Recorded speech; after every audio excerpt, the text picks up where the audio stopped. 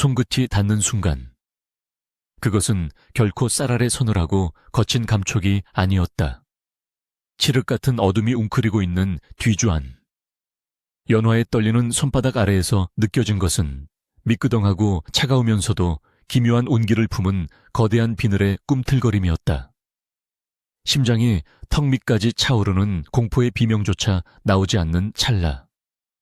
어둠 속에서 두 개의 푸른 안광이 횃불처럼 타오르며 그녀를 정면으로 응시했다. 그것은 또아리를 틀고 있는 거대한 구렁이였으나 단순히 산짐승이라 하기에는 그 눈빛에 담긴 기운이 너무나도 영묘하고 위압적이었다. 연화는 본능적으로 뒷걸음질 치려 했으나 발이 바닥에 얼어붙은 듯 움직이지 않았고 놈은 공격할 기세 대신 굵은 혀를 날름거리며 연화의 야윈 손목을 부드럽게 감싸 쥐듯 스쳐 지나갔다. 뒤주 뚜껑을 연 죄책감과 눈앞에 기이한 생명체가 주는 경외감이 뒤섞여 연화의 전신을 사시나무 떨듯 흔들고 있었지만 이상하게도 그 거대한 뱀의 눈을 마주한 순간 그녀는 죽음의 공포보다는 알 수 없는 안도감에 휩싸여 털썩 주저앉고 말았다. 이 기이한 만남이 있기 불과 몇 시즌 전 연화가 겪어야 했던 수모는 인간이 감내할 수 있는 한계를 넘어선 것이었다. 최 씨 가문의 며느리로 들어온 지 어느덧 3년. 남들은 그 집안에 곡간이 차고 넘쳐 쌀이 썩어난다고 부러워했으나 정작 그 집의 안주인인 시어머니 최 씨는 지독한 구두쇠였다. 해가 뉘엿뉘엿 넘어가고 땅거미가 질 무렵 저녁상을 물리고 부엌 한 구석에서 설거지를 하던 연화에게 떨어진 것은 쉰내 나는 보리밥 한 덩이와 소금국뿐이었다. 그마저도 최 씨가 부엌 문지방을 넘어오며 앙칼진 목소리로 쏘아붙이는 바람에 목구멍으로 제대로 넘길 수조차 없었다. 아니, 땔감을 아껴 쓰라고 그리 일렀거늘 아궁이의 제가 왜 이리 수북하냐. 내년이 전생에 나라를 팔아먹은 역적이라도 되었더냐. 이 집안 기둥뿌리를 땔감으로 태워먹을 작정이냐. 시어머니의 독설은 매일 반복되는 일상이었으나 유독 그날은 연화의 뱃속에 자리 잡은 허기가 뼈를 깎는 듯하여 서러움이 북받쳐 올랐다. 연화는 몰락한 양반가의 여식으로 글을 읽을 줄 알고 예의범절이 몸에 밴 여인이었으나 가난 때문에 이 억센 최 씨 집안으로 팔려오다시피 시집을 왔다.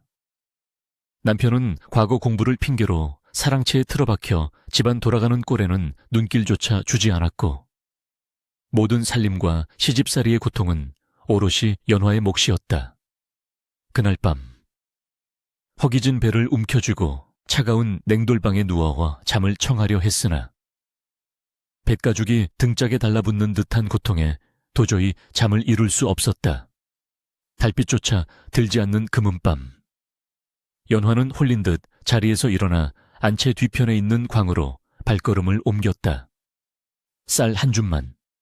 아니 생쌀이라도 좋으니 입안에 털어놓고 물이라도 마시면 살 것 같다는 절박함이 그녀의 이성을 마비시켰다. 삐그덕거리는 나무 문을 조심스레 열고 들어선 광 안에는 묵은 쌀 냄새와 곰팡이 냄새가 섞여 있었고 그 중앙에는 집안의 재물을 상징하는 거대한 뒤주가 버티고 서 있었다.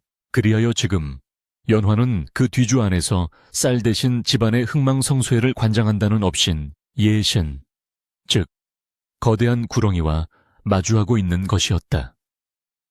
뱀은 천천히 또아리를 풀며 상체를 일으켜 세웠고 그 높이가 앉아있는 연화의 눈높이와 같아졌다.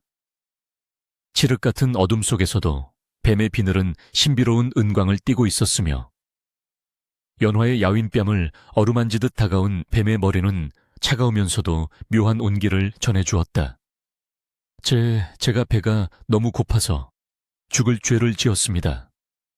연화는 떨리는 입술로 간신히 말을 내뱉으며 바닥에 이마를 조아렸다. 뱀을 향해 용서를 비는 것인지 아니면 하늘을 향해 자신의 비참한 처지를 호소하는 것인지 알 수 없었으나 그녀의 눈에서는 뜨거운 눈물이 뚝뚝 떨어져 차가운 바닥을 적셨다. 놀랍게도 그 순간 뱀은 거친 숨소리 대신 마치 사람을 위로하는 듯한 낮은 울림소리를 내며 연화의 어깨 위에 머리를 살포시 얹었다. 그것은 짐승의 행동이라기보다는 오랫동안 이 집안을 지켜보며 모든 것을 알고 있는 존재가 보내는 무언의 위로와도 같았다. 보통 사람이라면 기절초풍하여 달아났을 상황이었으나 연화는 이상하게도 마음이 차분하게 가라앉는 것을 느꼈다. 시어머니 최 씨의 표독스러운 눈초리보다, 남편의 무심한 뒷모습보다 눈앞에 있는 이 말 못하는 짐승의 눈빛이 훨씬 더 따뜻하고 자애롭게 느껴졌기 때문이었다. 연화는 조심스럽게 고개를 들어 뱀의 눈을 다시 바라보았다. 푸른 안광 깊은 곳에는 천년을 살아낸 영물만이 가질 수 있는 깊은 슬픔과 지혜가 서려 있었다. 연화는 홀린 듯 손을 들어 뱀의 매끄러운 목덜미를 쓰다듬었고, 뱀은 거부하지 않고 그 손길을 받아들였다. 그 순간 연화의 머릿속에는 어릴 적 할머니가 들려주었던 예시이야기가 스쳐 지나갔다.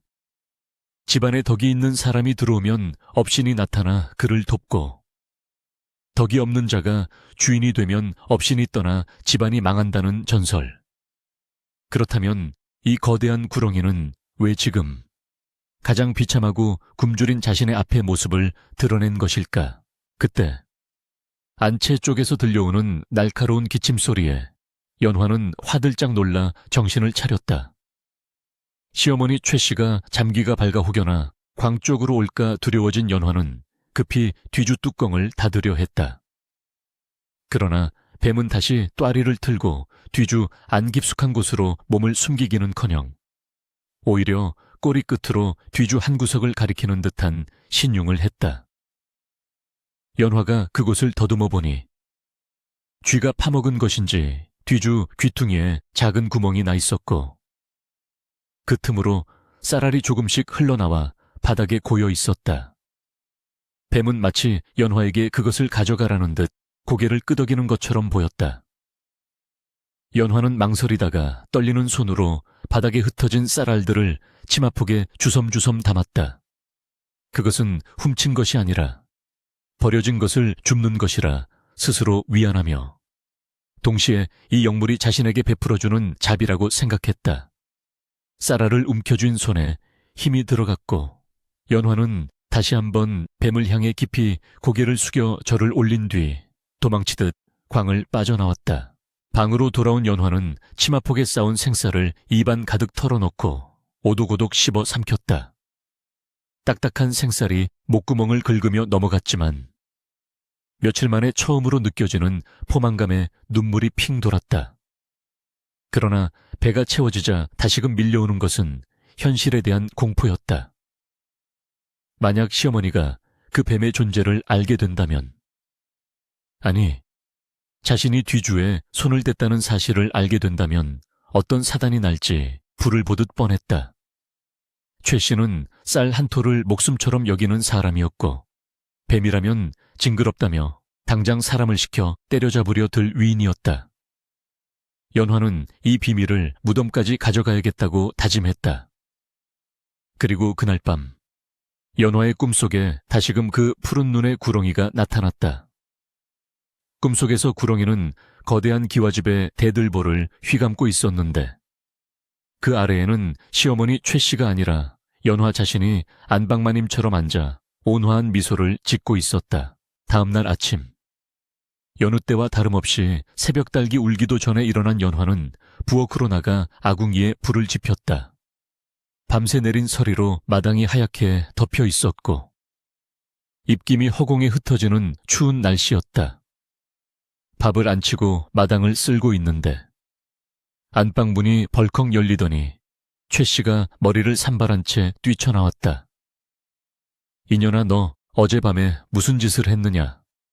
최 씨의 고함 소리에 마당을 쓸던 빗자루가 연화의 손에서 툭 떨어졌다. 가슴이 철렁 내려앉으며 어젯밤 광에서의 일이 들통난 것인가 싶어 얼굴이 하얗게 질렸다. 최 씨는 대돌 아래로 뛰어내려와 연화의 멱살을 잡고 흔들며 악을 썼다. 내 꿈자리가 그리 사나울 수가 없었다. 시커먼 구렁이 한 마리가 내 목을 조르는데 그 옆에서 내년이 킬킬거리고 웃고 있더란 말이다. 내년이 나 죽으라고 저주라도 퍼부은 게지. 그렇지 않고서야 어찌 그런 꿈을 꾼단 말이냐. 연화는 숨이 막혀 캑캑거리면서도 억울함에 눈시울이 붉어졌다. 어머니, 당치도 않습니다. 저는 그저 곤히 잠들었을 뿐. 어찌 감히 어머니를 저주하겠습니까? 그러나 최 씨의 분노는 쉽게 가라앉지 않았다. 그녀는 평소에도 미신을 맹신하고 의심이 많은 성격이라 불길한 꿈을 꾼 것을 모두 며느리의 탓으로 돌리려는 심산이었다. 최 씨는 연화의 멱살을 놓고는 씩씩거리며 광 쪽으로 성큼성큼 걸어갔다. 내 오늘 곡간 조사를 싹 다 해야겠다. 내년이 밤새 쥐새끼처럼 쌀을 퍼 날랐는지 아니면 무슨 부정한 짓을 저질렀는지 내 눈으로 똑똑히 확인해야겠다. 연화의 심장이 다시금 곤두박질 쳤다. 뒤주 안에 있는 그 거대한 뱀을 최 씨가 보게 된다면 그것은 재앙의 시작이 될 것이 분명했다. 최 씨가 광문을 벌컥 열어 젖히자 아침 햇살이 어두운 광 안으로 쏟아져 들어갔다. 연화는 눈을 질끈 감았다. 비명소리가 들릴 것이라 예상했기 때문이었다. 그러나 잠시 후 들려온 것은 최 씨의 의아한 목소리뿐이었다. 아니, 이게 무슨 조화속이냐. 뒤주 뚜껑 위에 웬 옷가락지가 놓여있단 말이냐. 연화가 조심스레 눈을 뜨고 다가가 보니 최 씨의 손에는 영롱하게 빛나는 옷가락지 하나가 들려 있었다. 그것은 분명 어젯밤에는 없었던 물건이었다. 최 씨는 횡재라도 한 듯 입이 귀에 걸려 가락지를 요리조리 살펴보았고 뒤주 안을 들여다볼 생각은 까맣게 잊은 듯 했다. 연화는 안도의 한숨을 내쉬면서도 등골이 서늘해짐을 느꼈다. 그 옷가락지는 마치 누군가가 최 씨의 시선을 돌리기 위해 일부러 가져다 놓은 미끼처럼 보였기 때문이다. 연화의 시선이 슬쩍 뒤주 쪽으로 향했다. 굳게 닫힌 나무 뚜껑 아래. 그 깊은 어둠 속에서 어젯밤의 그 푸른 눈동자가 자신을 지켜보고 있을 것만 같았다. 뱀이 선물한 것일까? 아니면 또 다른 시험일까? 최 씨는 옷가락지를 손가락에 끼워보며 흡족해 했지만 연화는 그 가락지가 가져올 파장을 직감적으로 느낄 수 있었다. 탐욕스러운 시어머니의 눈에 든 공짜 재물은 결코 복이 아니라 화가 되어 돌아올 것임을, 그리고 그 화살은 결국 가장 약한 존재인 자신에게 향할 것임을 연화는 뼈저리게 알고 있었다. 바람이 불어와 광문을 덜컹거리게 만들었고 그 소리는 마치 앞으로 닥쳐올 거대한 폭풍의 전주곡처럼 연화의 귓가를 울렸다. 최 씨의 손가락에 끼워진 옷가락지는 영롱한 비취빛을 뿜어내고 있었으나 그것이 불러온 것은 집안의 평화가 아닌 더욱 지독하고 서슬퍼런 탐욕의 그림자였다.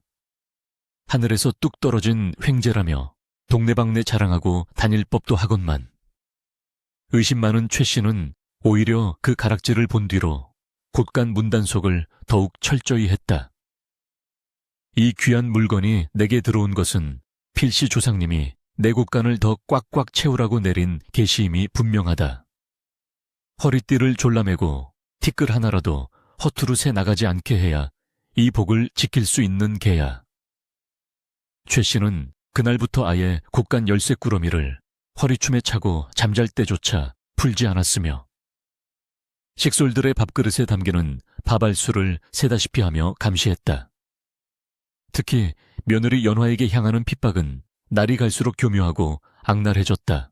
동지섣달 긴 밤이 지나고 아침 해가 뜰 무렵이면 부엌에서는 구수한 밥 짓는 냄새가 피어올라야 마땅했으나 연화가 맡을 수 있는 것은 매캐한 연기와 쌀 씻은 뜨물 냄새뿐이었다. 최 씨는 사랑채에 있는 아들과 자신의 밥상에 올릴 쌀만을 딱 맞게 퍼주었고 연화에게는 너는 젊은 것이 살이 너무 쪄서 둔해 보인다. 며느리가 미련하면 집안이 기운다. 억지 핑계를 대며 하루 한 끼. 그것도 멀건 시래기죽 한 사발로 버티게 했다. 연화의 볼은 날이 갈수록 움푹 패어 들어갔고 얇은 저골이 소매 아래로 드러난 손목은 앙상한 나뭇가지처럼 말라 비틀어졌다. 백가죽이 등뼈에 들러붙는 듯한 허기는 이제 고통을 넘어선 몽롱한 어지러움으로 변해 연화는 부뚜막에 기대어 서 있는 것조차 힘겨울 지경이었다. 솥단지 안에서 보글보글 끓어오르는 하얀 쌀밥의 윤기는 그녀에게 있어 닿을 수 없는 천상의 음식과도 같았다. 하지만 연화의 고통스러운 일상 속에는 아무도 모르는 은밀한 일탈, 아니 기이한 의식이 자리 잡고 있었다. 최 씨가 잠든 깊은 밤이 되면 연화는 부엌 구석 항아리에 몰래 모아둔 진득한 뜨물을 표주박에 담았다. 쌀을 씻을 때 나오는 첫물은 버리고 밥이 다 지어질 무렵 솥 가장자리에 눌어붙은 누룽지를 끓여 만든 숭늉의 윗물. 그것은 비록 밥알은 없어도 곡기의 정수가 녹아있는 귀한 것이었다. 연화는 자신의 메마른 목구멍을 적시고 싶은 욕망을 필사적으로 억누르며 그 표주박을 소중히 품에 안고 뒷마당 광으로 향했다. 살을 애는 듯한 겨울바람이 문풍지를 울리고 마당의 감나무 가지를 흔들어 대었지만 연화의 발걸음은 망설임이 없었다. 그녀를 기다리고 있는 존재, 그 서늘하고도 거대한 어둠 속의 주인을 만나러 가는 길이었기 때문이다. 오셨습니까? 연화가 광의 문을 열고 들어가 나직이 속삭이면 칠흑 같은 어둠 속 뒤주 안에서 기다렸다는 듯 스스스스 하는 소리가 들려왔다. 이제 연화는 그 소리가 두렵지 않았다. 뒤주 뚜껑을 조심스레 열면 거대한 구렁이는 또아리를 푼 채 머리를 들어 연화를 맞이했다. 처음 보았을 때의 그 살기등등한 위압감은 사라지고 놈의 푸른 눈빛에는 마치 오래된 벗을 대하는 듯한 그윽함이 담겨 있었다. 연화가 떨리는 손으로 표주박을 내밀면 뱀은 긴 혀를 날름거려 그 따뜻하고 고소한 뜨물을 남김없이 핥아먹었다. 자신이 먹어야 할 생명줄 같은 양식을 짐승에게 바치면서도 연화는 기이한 충만감을 느꼈다. 최 씨는 곡간을 채우기 위해 혈안이 되어 있지만 정작 그 곡간의 주인인 업신을 먹여 살리는 것은 굶주린 며느리라는 사실이 서글픈 역설처럼 느껴졌기 때문이다. 어느 날 밤 유난히 눈이 많이 내려 세상이 하얗게 덮인 날이었다. 연화는 여느 때처럼 뜨물을 먹인 후 차가운 바닥에 주저앉아 뱀의 비늘을 어루만지며 신세 한탄을 늘어놓기 시작했다. 누구에게도 털어놓을 수 없는 응어리진 속내였다.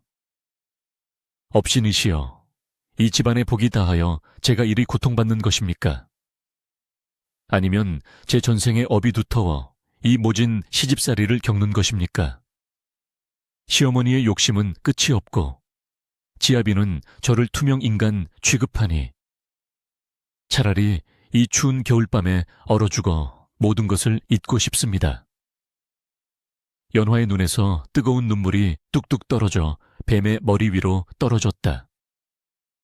그러자 놀라운 일이 벌어졌다. 차갑기만 했던 뱀의 몸에서 난데없이 훈훈한 열기가 피어오르더니 연화의 얼어붙은 손과 몸을 감싸 안는 것이 아닌가. 그것은 아궁이의 불길과는 다른 뼛속 깊이 스며드는 영적인 온기였다. 뱀은 연화의 허리를 부드럽게 휘감으며 마치 아직은 때가 아니다, 조금만 더 견뎌라라고 위로하듯 묵직하게 조여왔다. 그날 이후 연화에게는 신비한 변화가 생겼다. 며칠을 굶어도 예전처럼 견디기 힘들지 않았고 오히려 머리가 맑아지며 몸에서 알 수 없는 기운이 솟아나는 것이었다. 최 씨가 퍼부어대는 독설도 귓등으로 흘려들을 수 있는 여유가 생겼고 퀭하던 눈동자에는 다시금 생기가 돌기 시작했다.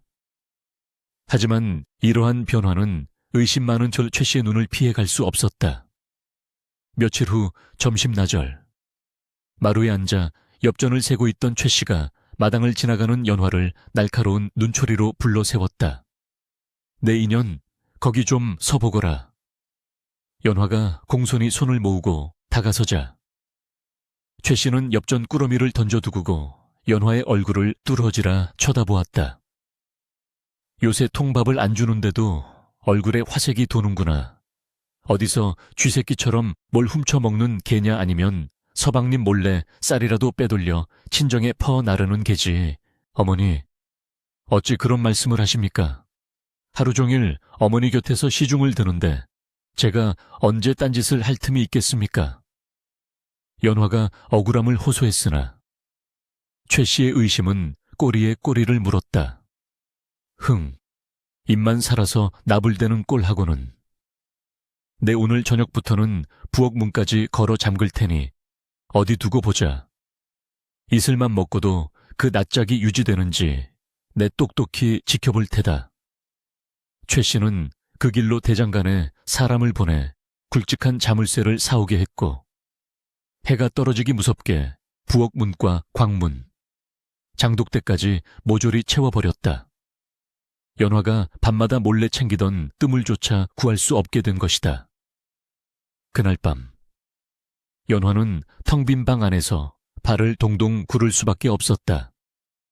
자신의 배고픔보다 광 안에서 자신을 기다리고 있을 그 거대한 친구가 굶주리게 될 것이라는 사실이 더 견디기 힘들었다. 한편 잠겨진 광 안에서는 기이한 일이 벌어지고 있었다. 어둠 속에 웅크린 구렁이는 연화가 오지 않자 낮은 소리로 그르렁거리며 뒤주 안을 맴돌았다. 놈의 눈빛은 전보다 더욱 짙은 청색으로 빛났고 비늘 사이사이에서는 희미한 광채가 뿜어져 나왔다. 연화가 가져다 주던 그 하찮은 뜸을 한 모금은 단순한 먹이가 아니었다. 그것은 인간의 진심 어린 정성이자 탐욕으로 얼룩진 이 집안에서 유일하게 빛나는 덕띠에 의해 결정체였다. 그 정성이 끊기자 업신의 본능이 꿈틀대기 시작했다. 단순히 배가 고파서가 아니었다. 이 집안의 기운이 급격하게 기울고 있음을, 탐욕이라는 독버섯이 집안의 기둥을 완전히 갉아먹기 시작했음을 감지한 것이다. 거대한 몸을 비틀 때마다 뒤주가 삐걱거리며 비명을 질렀다. 뱀은 천천히 뒤주 뚜껑을 머리로 밀어 올렸다. 쿵 하는 둔탁한 소리와 함께 뚜껑이 열렸지만 밖에서 잠겨있는 광문 때문에 밖으로 나갈 수는 없었다. 구렁이는 또아리를 틀고 앉아 문틈으로 새어 들어오는 희미한 달빛을 응시했다. 그 시선 끝에는 안채, 바로 최 씨가 곤히 잠들어 있는 방이 있었다. 탐욕에 눈이 멀어 며느리를 핍박하고 신령을 모욕한 대가가 얼마나 혹독한지 알려줄 때가 다가오고 있었다. 하지만 구렁이는 서두르지 않았다. 아직 연화가 겪어야 할 시련이 남아 있었고 그 시련 끝에야 비로소 진정한 주인이 누구인지 가려질 것이기 때문이었다. 다음 날 아침 사단이 벌어졌다. 최 씨가 아끼던, 아니 며칠 전부터 신주단지 모시듯 하던 그 옷가락지가 감쪽같이 사라진 것이다. 아침 세수를 하려고 대야에 물을 받던 최 씨가 비명을 지르며 마당으로 뛰쳐나왔다. 내 가락지, 내 옷가락지 어디 갔어? 어떤 도둑년이 내 보물을 훔쳐갔어. 집안이 발칵 뒤집혔다. 하인들이 헐레벌떡 뛰어나왔고 사랑채에 있던 남편마저 부스스한 얼굴로 문을 열고 내다보았다. 최 씨는 헝클어진 머리를 한 채 마당을 뱅뱅 돌며 악을 쓰다가 마침 부엌 쪽에서 나오던 연화와 눈이 마주쳤다. 최 씨의 눈에 광기가 서렸다. 너지 어제 내가 널 의심하니까 앙심을 품고 내 가락지를 훔쳐간 게지. 그렇지 않고서야 밤새 문단속을 철저히 했는데 그게 발이 달려 도망갔을 리가 없지 않느냐. 사실 가락지는 최 씨가 어젯밤 잠결에 화장실을 다녀오다 뒷간 근처 풀숲에 떨어뜨린 것이었으나 그녀의 머릿속에는 오로지 연화를 쫓아낼 구실을 찾겠다는 생각뿐이었다. 이것은 절호의 기회였다. 가난한 며느리를 도둑으로 몰아 내쫓고 돈 많은 집안의 딸을 새로 들이려는 그녀의 검은 속내가 옷가락지 분실 사건과 맞물려 폭발한 것이다. 연화는 창백하게 질린 얼굴로 고개를 저었다. 어머니, 저는 결단코 훔치지 않았습니다. 맹세코 손도 대지 않았습니다. 그러나 최 씨는 이미 듣지 않았다.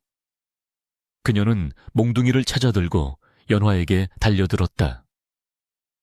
이 도둑년 내년이 내 집안을 말아먹으려고 작정을 했구나. 내 오늘 내년의 다리를 분질러서라도 가락지를 찾아내고야 말겠다. 억울한 누명, 그리고 폭력, 연화의 비명소리가 차가운 겨울 하늘로 퍼져나갔고 그 소리를 들은 광안의 존재가 스산하게 몸을 일으키기 시작했다. 매질 소리가 허공을 가를 때마다 찢어지는 듯한 비명이 마당에 울려 퍼졌으나 그것을 막아줄 사람은 아무도 없었다. 며느리 연화의 하얀 소복 등판은 이미 붉은 선혈로 얼룩져 있었고 산발이 된 머리카락은 고통에 몸부림칠 때마다 흙바닥을 쓸었다.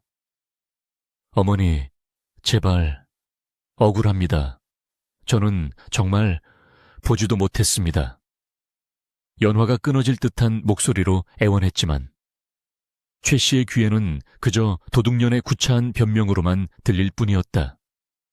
몽둥이를 쥔 최 씨의 손은 멈출 줄을 몰랐고 그녀의 입에서는 저주에 가까운 악담이 쏟아져 나왔다. 내년이 끝까지 오리발을 내밀어 내 오늘 너를 죽여서라도 그 가락지를 찾아내고야 말겠다.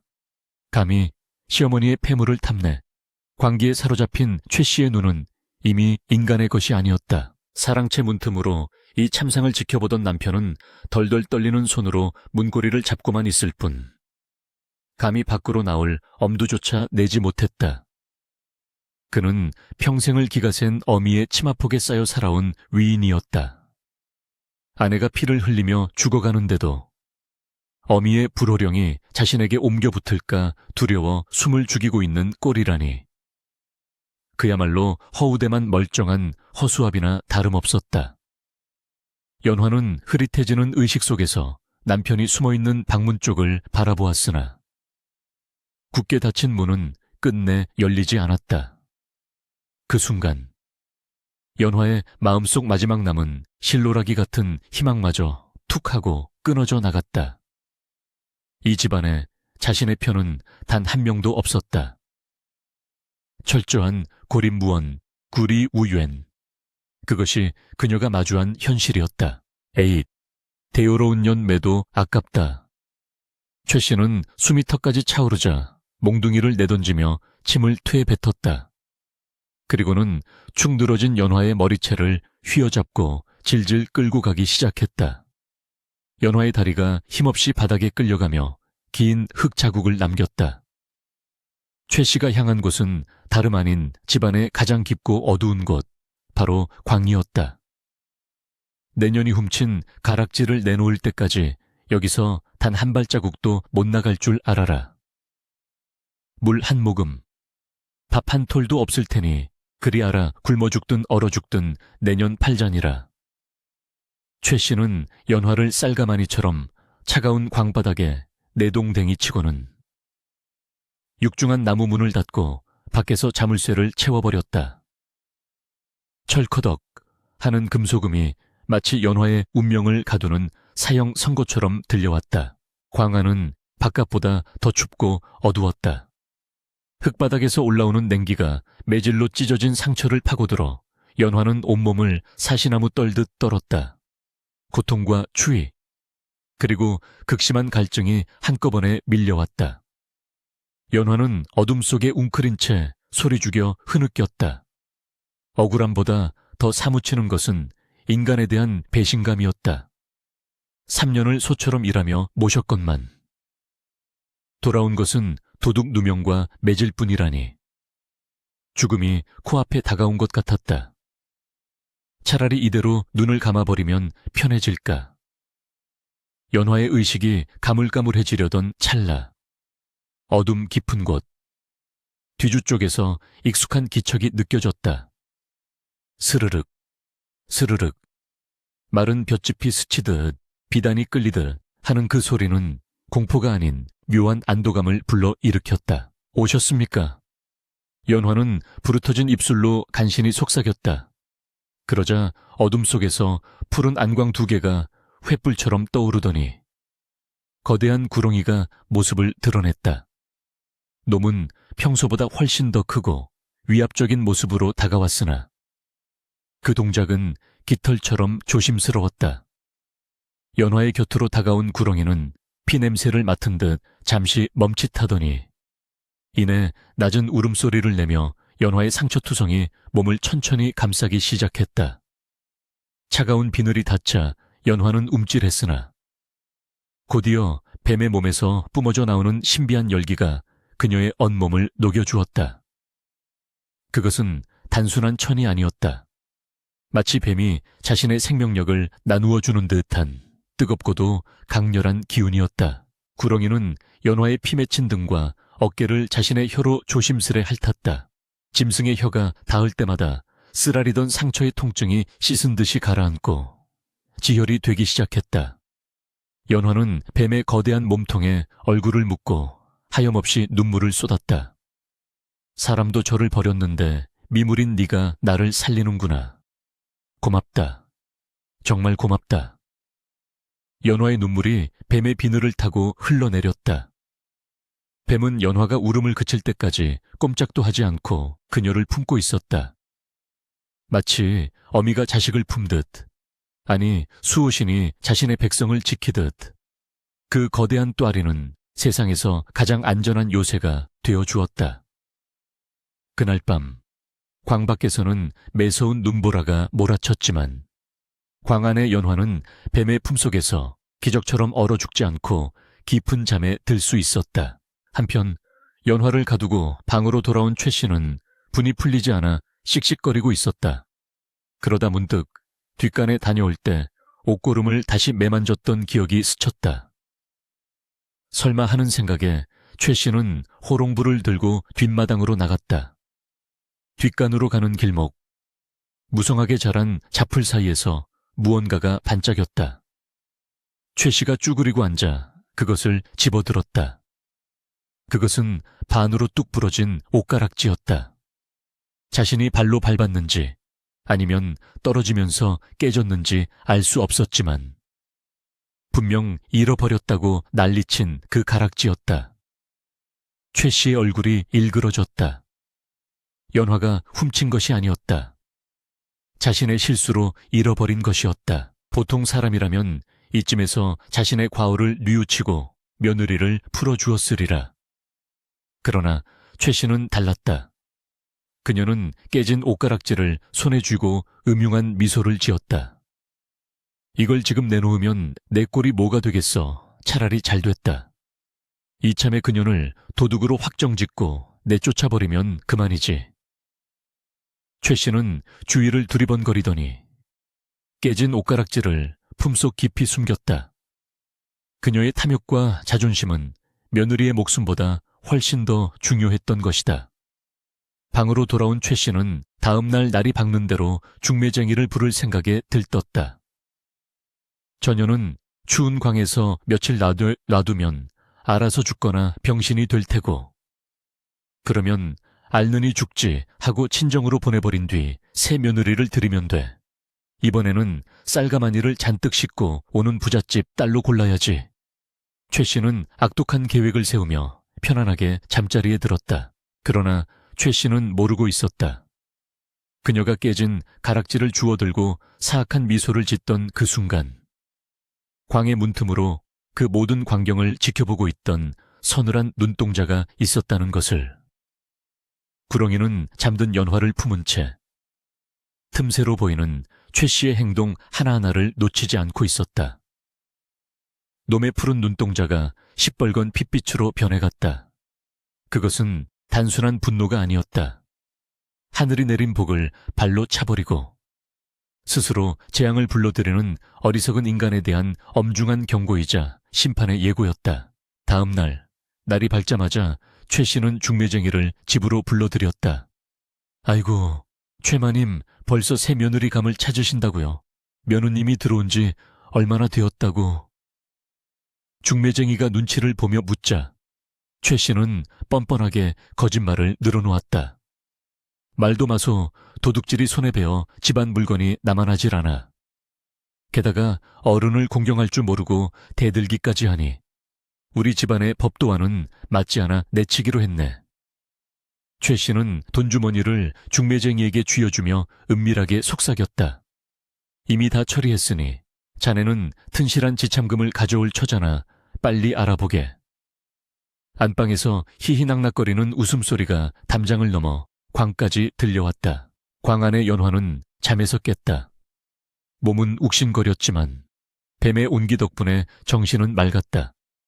그녀는 뱀의 목을 끌어안고 조용히 속삭였다. 저들이 나를 버리고 새 사람을 들이려 하는구나. 나는 이제 갈 곳도 머물 곳도 없다. 연화의 목소리에는 체념이 묻어났다. 하지만 구렁이는 달랐다. 놈은 연화의 품에서 빠져나와 뒤주 위로 올라가 또아리를 틀었다. 그리고는 천천히 몸을 부풀리기 시작했다. 비늘끼리 부딪히는 소리가 마치 쇠사슬을 끄는 소리처럼 거칠어졌다. 놈은 이제 더 이상 숨어있을 생각이 없었다. 그날 오후 최 씨가 점심상을 받고 있을 때였다. 갑자기 광 쪽에서 쿵 하는 둔탁한 소리가 들려왔다. 처음에는 바람 소리인가 싶었으나 소리는 점점 커져 마치 누군가가 안에서 문을 부수려는 듯 격렬해졌다. 아니, 전현이 아직 힘이 남아돌아 발악을 하는 개냐. 최 씨가 숟가락을 놓고 짜증을 내며 일어섰다. 하인들도 겁에 질려 웅성거렸다. 최 씨가 마당으로 내려서자 광문이 덜컹거리며 금방이라도 떨어져 나갈 듯 요동쳤다. 인연이 미쳤나 어디서 행패야. 최 씨가 고래고래 소리를 지르며 광 앞으로 달려가 자물쇠를 만지작거리는 순간 광 안에서 들려온 것은 연화의 목소리가 아니었다. 기악. 그것은 땅 밑바닥에서 울려 퍼지는 듯한 짐승의 포효였다.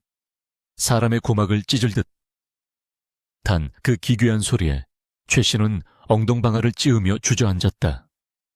자물쇠가 저절로 덜그럭거리더니 툭 하고 바닥으로 떨어졌다. 굳게 닫혀있던 광문이 아주 천천히 열리기 시작했다. 그 어두운 틈새로 붉게 충혈된 거대한 눈동자 하나가 최 씨를 정면으로 노려보고 있었다. 탐욕이 불러온 재앙. 그 끔찍한 실체가 드디어 세상 밖으로 나오려 하고 있었다. 광문이 삐걱거리는 비명과 함께 활짝 열리자 그 안에서 쏟아져 나온 것은 쿰쿰한 묵은 쌀 냄새가 아니었다. 그것은 천년 묵은 동굴 깊은 곳에서나 맡을 법한 비릿하고도 서늘한 냉기. 그리고 압도적인 짐승의 기운이었다. 최 씨가 공포에 질려 뒷걸음질 치는 사이 어둠 속에서 거대한 그림자가 꿀렁거리며 마당으로 흘러나왔다. 처음에는 검은 먹물처럼 보였던 그것이 햇빛을 받자 번쩍이는 비늘의 파도로 변했다. 마당에 있던 하인들은 의학 구렁이다 사람 살려 하고 비명을 지르며 냅다 대문 밖으로 도망치거나 그 자리에서 하얗게 질려 기절해 버렸다. 집채만 하다는 말이 결코 과장이 아니었다. 꼬리는 아직 광 안에 머물러 있는데 머리는 이미 마당 한가운데를 가로질러 최 씨의 코앞까지 들이닥쳐 있었다. 그것은 이 집안의 재물을 지켜준다고 믿었던 업신 예션이었으나 지금 최 씨의 눈앞에 나타난 형상은 자애로운 수호신이 아니라 분노한 심판자의 모습이었다. 굵기가 아름드리나무 기둥만 한 몸통이 마당을 꽉 채우며 또아리를 틀기 시작하자 흙먼지가 피어오르고 마당에 놓여있던 장독들이 와장창 깨져 나갔다. 붉은 혓바닥이 날름거릴 때마다 쉬익 하는 소리가 마치 대장간의 풀무질 소리처럼 거칠게 울려 퍼졌다. 최 씨는 다리가 풀려 주저앉은 채 덜덜 떨며 오줌을 지리고 말았다. 아이고, 업신님, 살려주십시오. 제발 목숨만은.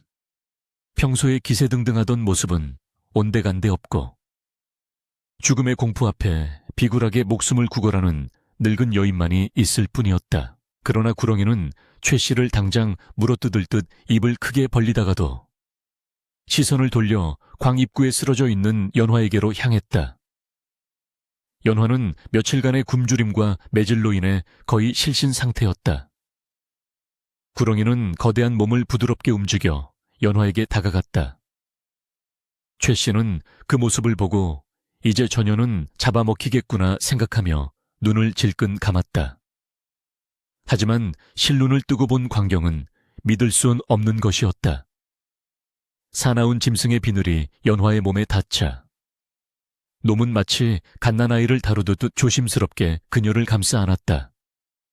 차가운 뱀의 몸뚱이가 겹겹이 쌓여 연화를 외부의 위협으로부터 완벽하게 차단하는 거대한 방패가 되었다.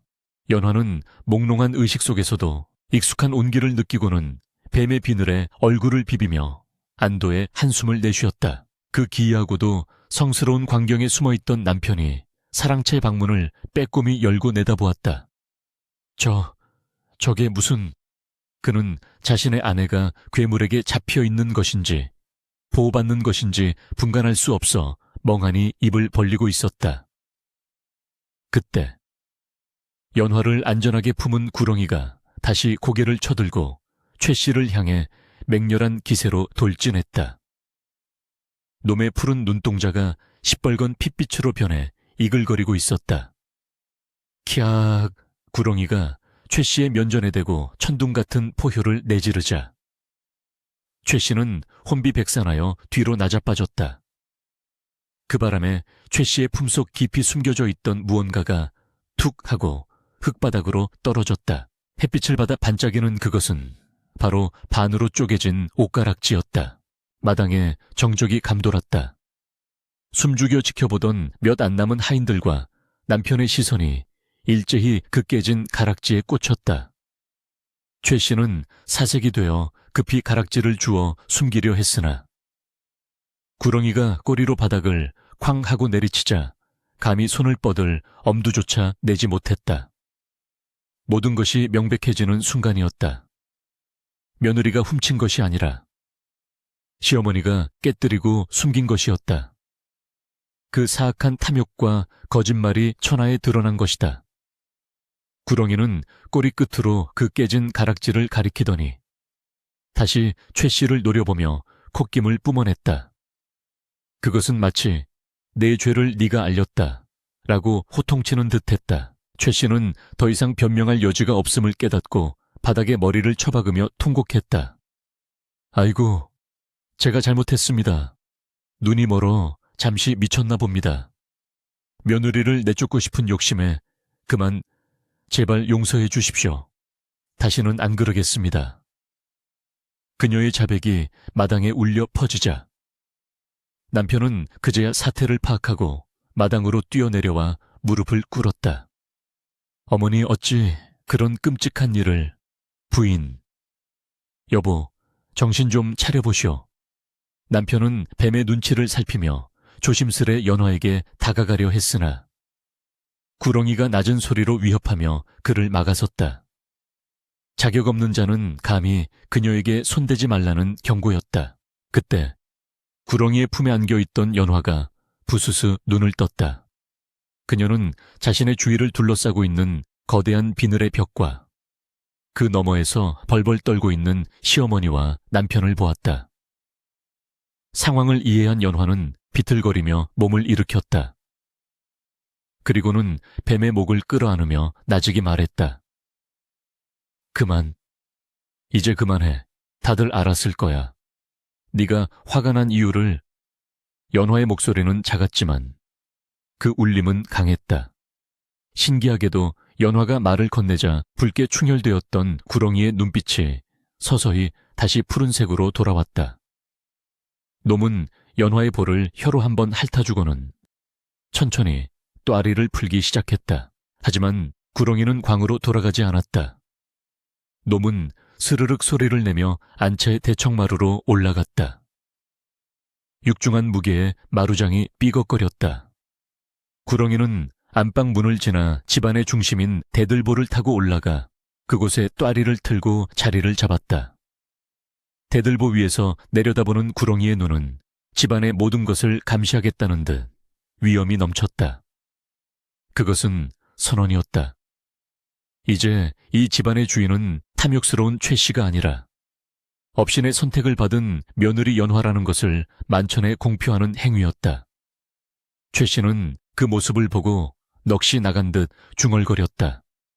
업신이 안방을 차지했구나. 내 살림은 이제 끝났어. 끝났어. 연화는 비틀거리는 몸을 이끌고 깨진 옷가락지 앞으로 다가갔다. 그리고 그것을 주어 최 씨 앞에 내려놓았다. 어머니, 재물은 있다가도 없고 없다가도 있는 법입니다. 하지만 사람의 도리를 잃으면 모든 것을 잃는 것입니다. 연화의 목소리에는 원망보다는 깊은 연민이 담겨 있었다. 최 씨는 감히 고개를 들지 못하고 흐느껴 울기만 했다. 남편은 연화를 부축하려 했으나 연화는 스스로의 힘으로 당당하게 서 있었다. 그녀의 등 뒤로 대들보 위의 구렁이가 든든한 후광처럼 버티고 있었다. 그날 이후 집안의 공기는 완전히 바뀌었다. 구렁이는 내려오지 않고 대들보 위에서 밤낮으로 집안을 내려다보았다. 최 씨는 충격과 공포로 몸져 누워 안방 밖으로는 한 발자국도 나오지 못했고 곧간 열쇠꾸러미는 자연스럽게 연화의 손으로 넘어왔다. 연화가 처음으로 곳간 문을 활짝 열던 날, 쥐 죽은 듯 조용하던 구렁이가 대들보 위에서 기분 좋은 울음소리를 내었다. 연화는 곳간의 쌀을 풀어 굶주린 이웃들에게 나누어 주고 하인들을 배불리 먹였다. 움켜쥐려고만 했을 때는 말라 비틀어지던 곳간이 베풀기 시작하자 오히려 신기하게도 줄어들지 않고 더욱 풍성해지는 기적을 보여주었다. 하지만 진정한 변화는 사람에게서 일어났다. 평생 어미의 치마폭에 쌓여 살던 남편이 연화의 강인한 모습을 보고 깨달은 바가 있어 글 공부를 전폐하고 농사일을 배우겠다며 들로 나갔다. 땀 흘려 일하는 법을 배우기 시작한 것이다. 그리고 밤이면 연화의 방에 들어와 무릎 꿇고 지난날의 무심함을 사죄했다. 연화는 그런 남편을 묵묵히 받아주었다. 비록 뱀의 도움으로 위기를 넘겼으나 가정을 다시 일으키는 것은 결국 사람의 목심을 알았기 때문이었다. 어느 날 밤, 연화는 대청마루에 앉아 대들보를 올려다보았다. 어둠 속에서 푸른 안광이 별처럼 빛나고 있었다. 고맙다. 내 덕분에 내가 살았고 이 집안이 살았다. 연화가 혼잣말처럼 속삭이자 구렁이는 긴 꼬리를 늘어뜨려 연화의 어깨를 토닥이는 듯한 신용을 했다. 그것은 인간과 미물의 경계를 넘어선 영혼의 교감이었다. 그러나 연화는 알고 있었다. 이 신비한 동거가 영원할 수는 없음을. 없이는 집안이 바로 서면 홀연히 떠나는 존재라는 예시하기를 그녀는 기억하고 있었다. 마당에는 봄을 알리는 매화 향기가 은은하게 퍼지고 있었고 길고 혹독했던 겨울의 끝이 보이기 시작했다. 매서웠던 동장군의 기세가 꺾이고 최 씨 집안에 기와 지붕 위로 따스한 봄볕이 내려앉기 시작했다. 겨우내 마당 구석에 쌓여있던 눈더미가 녹아 졸졸 시냇물 소리를 내며 흘러가듯 집안을 짓누르던 무거운 공기도 서서히 걷히고 있었다. 대들보 위에 또아리를 틀고 앉아 집안을 굽어보던 거대한 구렁이. 그 신령스러운 업신 예션은 이제 더 이상 흉포한 기세를 드러내지 않았다. 대신 놈은 마치 깊은 잠에 빠진 듯 혹은 무거운 수행을 하는 수도승처럼 고요히 눈을 감고 집안의 평온을 지키고 있었다. 연화가 아침 저녁으로 정화수를 떠놓고 예를 올릴 때면 간혹 푸른 눈을 들어 그윽하게 바라볼 뿐이었다. 그 눈빛은 감시가 아니라 잘 자라나는 자식을 바라보는 어미의 그것과 닮아 있었다. 최 씨는 그날의 사건 이후로 기력을 잃고 자리에 눕게 되었다. 평생을 악착같이 모은 재물이 허망하게 느껴졌는지 아니면 자신의 탐욕이 불러온 괴물에 대한 공포가 뼈에 사무쳤는지 그녀는 곡기를 거의 끈다시피 하고 방 안에만 틀어박혀 지냈다. 그러던 어느 날 봄비가 추적추적 내리는 밤이었다. 최 씨가 쉰 목소리로 연화를 불렀다. 아가, 자느냐? 내 방으로 좀 와다오. 연화가 서둘러 안방으로 들어가니 퀭한 눈에 최 씨가 떨리는 손으로 베개 밑에서 무언가를 꺼내 내밀었다. 그것은 집안의 전 재산을 관리하는 곳간 열쇠 꾸러미와 전담 문서가 들어있는 함이었다. 어머니, 이것은... 연화가 놀라 뒷걸음질 치자 최 씨는 힘없이 고개를 저었다. 바꿔라. 내 이제야 알겠다. 이 집안의 주인은 내가 아니었다. 저 대들보 위에 없이니 너를 선택한 것은 네 마음속에 내가 갖지 못한 귀한 것이 들어있기 때문이겠지. 최 씨의 눈에서 회한의 눈물이 흘러내려 주름진 뺨을 적셨다. 쌀독을 채우는 것은 쌀알이 아니라 사람의 덕이라는 것을 나는 너무 늦게 깨달았다. 부디 이 못난 시어미를 용서하고 네가 이 집안을 다시 일으켜 다오차. 연화는 말없이 최 씨의 거친 손을 맞잡았다. 지난 3년간의 서름과 고통이 주마등처럼 스쳐 지나갔으나 눈앞에 있는 늙고 병든 여인에게 남은 것은 연민뿐이었다. 어머니, 건강만 회복하십시오. 집안일은 제가 알아서 건사하겠습니다. 연화의 따뜻한 위로에 최 씨는 어린아이처럼 소리내어 울음을 터뜨렸다. 그 울음은 참회이자 오랫동안 자신을 올가매던 탐욕의 굴레를 벗어던지는 해방의 소리였다. 이튿날부터 연화는 명실상부한 안주인으로서 집안 살림을 도맡았다. 그녀가 가장 먼저 한 일은 굳게 닫혀있던 곳간 문을 활짝 여는 것이었다. 춘궁기가 닥쳐와 마을 사람들이 굶주림에 허덕이자 연화는 쌀을 풀어 죽을 쑤어 나누어 주었다. 이 쌀은 우리 집안의 것이 아니라 하늘이 잠시 맡겨둔 것입니다. 배고픈 이웃이 있는데 우리만 배불리 먹는다면 업신께서 노하여 다시 재앙을 내리실 것입니다. 연화의 뜻에 따라 남편 또한 팔을 걷어붙이고 나섰다. 그는 사랑채에서 나와 하인들과 함께 밭을 갈고 씨앗 뿌리며 땀의 가치를 배워나갔다. 신기한 일이었다.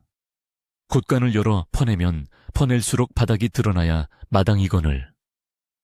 오히려 며칠 뒤면 어디선가 빚이라도 갚듯 곡식이 들어와 곳간이 다시 채워지는 기현상이 일어났다. 마을 사람들은 입을 모아 칭송했다. 최 씨네 며느리는 사람이 아니라 보살이다. 저 집에 업신이 들어앉은 이유가 다 있었어. 계절은 흘러 봄이 가고 여름이 오고 다시 황금 들녘이 출렁이는 가을이 찾아왔다. 그해 농사는 유례없는 대풍년이었다. 누렇게 익은 벼가 고개를 숙이고 감나무에는 붉은 감이 주렁주렁 매달렸다. 마당 가득 쌓인 벽가리를 보며 하인들은 덩실덩실 춤을 추었고 병석에서 일어난 최 씨 또한 마루에 앉아 그 풍요로운 광경을 바라보며 옅은 미소를 지었다. 연화는 햅쌀로 지은 고슬고슬한 밥과 정성스레 끓인 탕국을 차려들고 대청마루로 향했다. 지난 1년간 한시도 자리를 비우지 않고 집안을 지켜준 구렁이에게 올리는 감사의 제사상이었다. 업신이시여, 당신의 보살핌 덕분에 저희가 이리 풍족하게 되었습니다. 부디 이 핵곡식을 드시고 앞으로도 저희를 지켜주소서. 연화가 절을 올리고 고개를 들었을 때였다. 대들보 위를 올려다본 그녀의 눈이 휘둥그레졌다. 언제나 그곳에서 푸른 안광을 빛내며 웅크리고 있던 거대한 구렁이가 보이지 않았다. 아니, 어디로 가셨단 말인가? 연화는 황급히 마당으로 뛰쳐나와 집안 곳곳을 살폈다. 뒤주, 안, 광, 장독대, 심지어 뒷산으로 이어지는 대나무 숲까지 샅샅이 뒤졌으나 구렁이의 흔적은 어디에도 없었다. 다만 뒷마당 돌담장 너머로 마치 무지개가 지나간 듯한 은은한 빛을 자국만이 희미하게 남아있을 뿐이었다. 연화는 그 자국을 멍하니 바라보다가 깨달았다. 놈은 떠난 것이었다.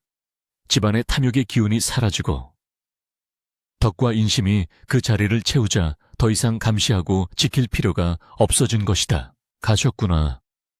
제 할 일을 다 마치고 미련 없이 떠나셨구나. 연화의 가슴 한구석이 뻥 뚫린 듯 허전해졌으나 동시에 가슴 벅찬 감동이 밀려왔다. 그것은 이별의 슬픔이 아니었다. 이제는 홀로 서기를 해야 한다는, 진정한 주인으로 인정받았다는 무언의 메시지였기 때문이다. 그때 남편이 다가와 연화의 어깨를 감싸 안았다. 부인, 무엇을 그리 보고 있어? 연화는 남편의 손을 잡으며 하늘을 가리켰다. 저 멀리 산등성이 너머로 구름이 용의 형상을 하며 흘러가고 있었다. 우리 집안의 큰 어른께서 이제야 마음을 놓으신 모양입니다. 서방님, 앞으로 우리가 더 잘해야 합니다. 그분이 다시는 노여움으로 돌아오지 않도록 말입니다. 남편은 고개를 끄덕이며 연화를 깊이 끌어안았다. 두 사람의 그림자가 가을 햇살 아래 길게 드리워졌다. 세월은 유수와 같이 흘러 10년이 지났다. 최 씨 집안은 이제 인근 고을에서 제일 가는 명문가로 칭송받고 있었다. 단순히 재물이 많아서가 아니었다. 흉년이 들면 곳간을 열어 구휼하고 억울한 일을 당한 이가 있으면 나서서 도와주는 덕망 높은 집안이었기 때문이다. 늙은 최 씨는 손자들의 재롱을 보며 평온하게 눈을 감았고 남편은 과거에 급제하지는 못했으나 촌장으로서 마을 사람들의 존경을 받았다. 그리고 연화는 이제 희끗희끗한 흰머리가 섞인 중년의 여인이 되어 안방마님 자리에 앉아 있었다. 어느 늦가을 저녁, 연화는 며느리를 불러 앉혔다. 갓 시집온 며느리는 과거의 연화처럼 수줍고 조심스러운 모습이었다. 연화는 며느리의 손에 작은 열쇠 하나를 쥐어주었다. 그것은 광의 뒤주를 여는 열쇠였다. 아가, 잘 듣거라. 이 뒤주 안에는 쌀이 들어있지만 사실 쌀보다 더 무서운 것이 들어있단다. 며느리가 눈을 동그랗게 뜨고 물었다. 무서운 것이라니요, 어머님. 연화는 빙그레 웃으며 창밖의 대들보를 힐끔 쳐다보았다. 비록 구렁이는 떠났지만 그녀의 눈에는 여전히 그 푸른 비늘에 잔상이 아른거리고 있었다. 그것은 바로 마음이다. 네가 욕심을 부리고 남을 해하려 하면 뒤주 안의 쌀은 독사가 되어 너를 물 것이고 네가 베풀고 나누려 하면 그 쌀은 황금이 되어 집안을 빛낼 것이다. 나는 젊은 시절 그 가르침을 아주 무섭고도 고마운 스승에게서 배웠단다. 연화는 예시이야기를 들려주듯 나직한 목소리로 지난날의 일들을 며느에게 전해주었다. 굶주림 속에서 만난 뱀, 탐욕이 불러온 재앙, 그리고 나눔이 가져온 기적까지. 이야기를 듣는 며느리의 눈동자가 초롱초롱 빛났다. 명심하겠습니다. 어머님, 국가는 재물을 쌓아두는 곳이 아니라 사람의 마음을 쌓아두는 곳임을 잊지 않겠습니다. 기특한 며느리의 대답에 연화는 만족스러운 미소를 지었다. 밤이 깊어 모두가 잠든 시각, 연화는 홀로 마당으로 나왔다. 보름달이 환하게 비추는 마당 한가운데 오래전 구렁이가 또아리를 틀었던 자리에 국화꽃 잎이 소복하게 떨어져 있었다. 바람이 불어와 나뭇가지를 흔들자 마치 쉬익 하는 뱀의 숨소리 같은 바람소리가 귓가를 스쳤다. 연화는 허공을 향해 깊이 허리를 숙여 절을 올렸다. 그것은 눈에 보이지 않는 신령, 그리고 자신을 지켜준 자연의 섭리에 대한 경의였다. 부디 평안하소서. 이곳은 이제 걱정 마시고 구름 따라 바람 따라 자유로이 노니소서. 연화의 치맛자락이 바람에 펄럭였다. 집안은 고요했고 곳간의 쌀독은 가득 찼으며 사람들의 웃음소리는 끊이지 않았다. 뱀은 떠났으나 뱀이 남긴 교훈은 전설이 되어 대대로 그 집안을 지키는 든든한 기둥이 되었다. 탐욕은 패망의 지름길이요. 나눔은 번영의 뿌리라는 단순하고도 엄중한 진리. 그 진리를 품은 최씨 가문의 기와 지붕 위로 축복 같은 달빛이 쏟아져 내리고 있었다. 어둠은 물러가고 영원히 지지 않을 떡, 대의 태양이 그들의 가슴 속에 떠오른 것이다.